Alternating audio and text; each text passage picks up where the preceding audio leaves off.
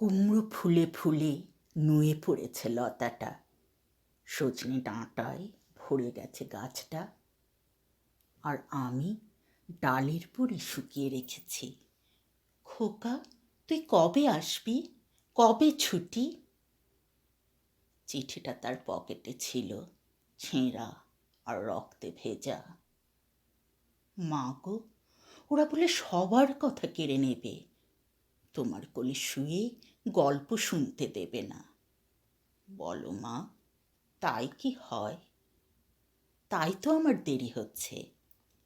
তোমার জন্যে কথার ঝুড়ি নিয়ে তবেই না বাড়ি ফিরব।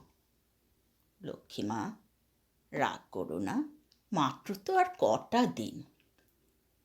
পাগল ছেলে, মা পড়ে আর হাসে। তোর উপরে রাগ করতে পারি? নারকেলের চিড়ে কোটে, উড়কি ধানের মুরকি ভাজে, এটা সেটা আরও কত কি। তার খোকা যে বাড়ি ফিরবে, ক্লান্ত খোকা।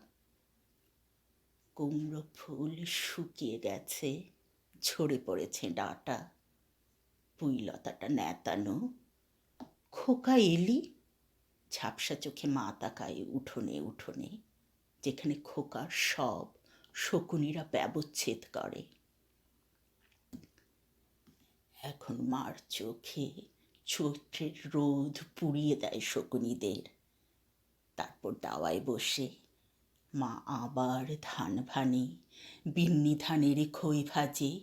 খোকা তার কখন আসে, কখন আসে?